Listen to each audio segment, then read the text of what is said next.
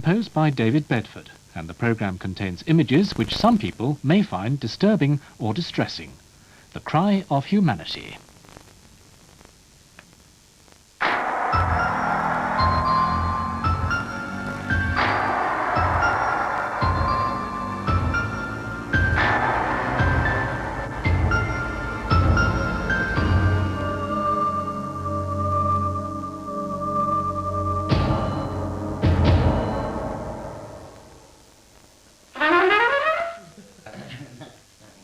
Could you make, please, 229 and 231, this isn't the trombone, the quavers at the beginning of the bar, could you turn them into just breaths, because they're a little bit short? So 228 to 229. Da, da, da, da, da.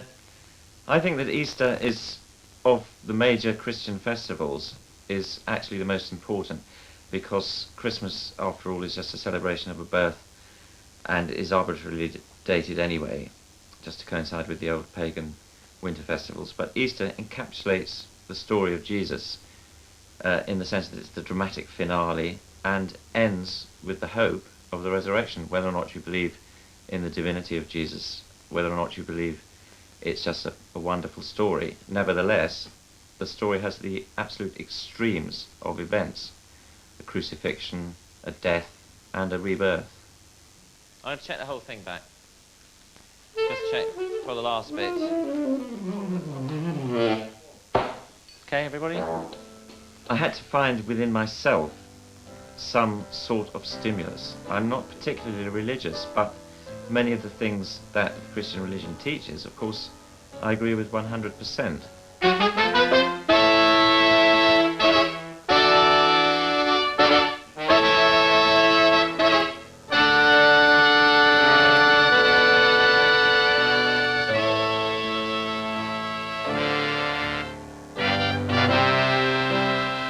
My way into the piece was to decide to make it a choral vocal piece more than anything else. The most important elements are going to be the singing, which therefore meant I had to seek for a text, which was an enormous task because, of course, given the brief, one has the whole Bible to choose from. So I then decided on an emotional curve, an emotional feeling for the whole piece as it progressed, which limited my area of search for texts.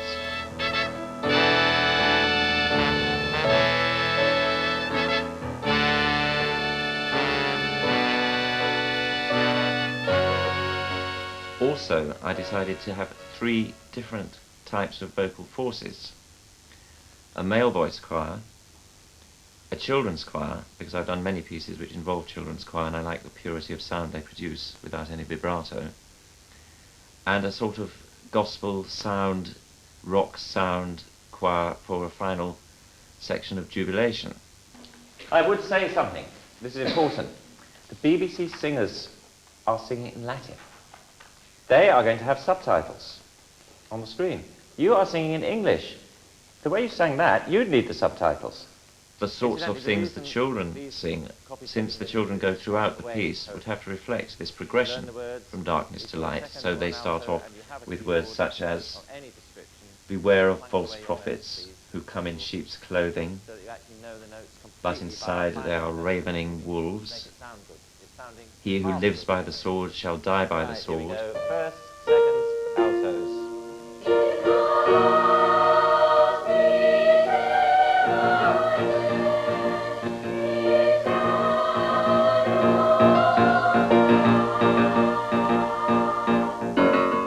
But for this bit, if a house, the same procedure happens with the notes. Ba, ba, ba, 2.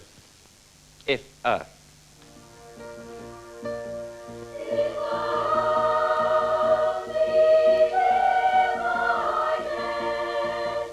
Then they go on to speak of some of the things Jesus said about children: "Suffer little children and forbid them not to come unto me.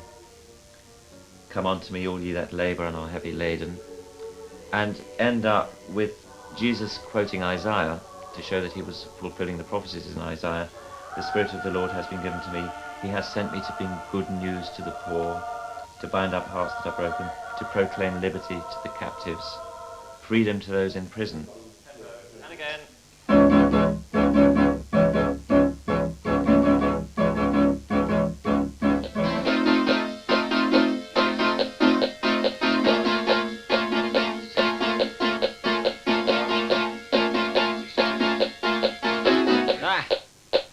In for 61 and 62. The reason for doing this in a commercial recording studio was really twofold. Number one, I wanted to create an orchestra of synthesizers as the basic orchestral sound.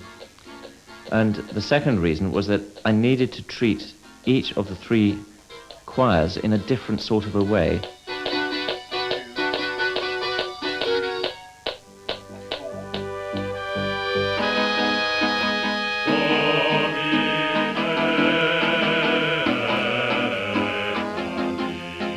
The men had to be cavernous, doomy, round, and the gospel choir at the end had to be bright, assertive, and joyful.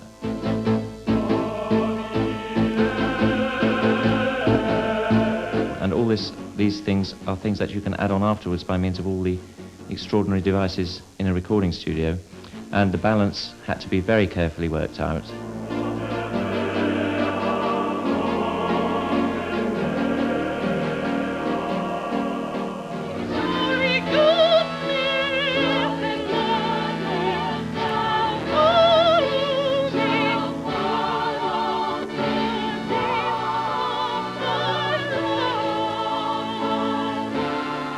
And at the end, I wanted to have a sort of gospel rejoicing sound, and we were fortunate enough to get Carol Kenyon, who's done a lot of this sort of work, and some professional singers who also specialize in that type of sound.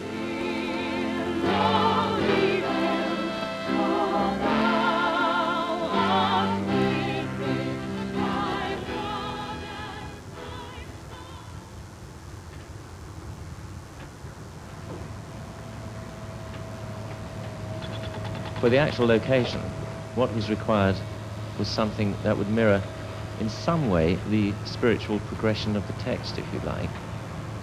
So I wanted to find somewhere that contained within itself both beauty and ugliness.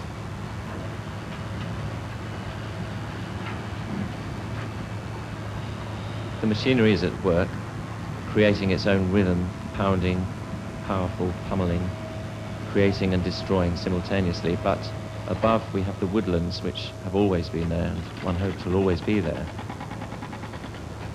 As far as our situation goes, and as far as I've tried to reflect it in this piece of music, although I don't have a conventionally religious view, and although if you look around, the situation is pretty horrific, chemical weapons, natural disasters, all sorts of things, which could lead one to be profoundly pessimistic about the future. Nevertheless, one is always entitled to be irrational, and I'm irrational about this, and I feel that things are beginning to improve.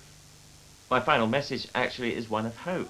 Perhaps if everybody treated one another pleasantly, with respect for their dignity, perhaps the world could become a better place. I say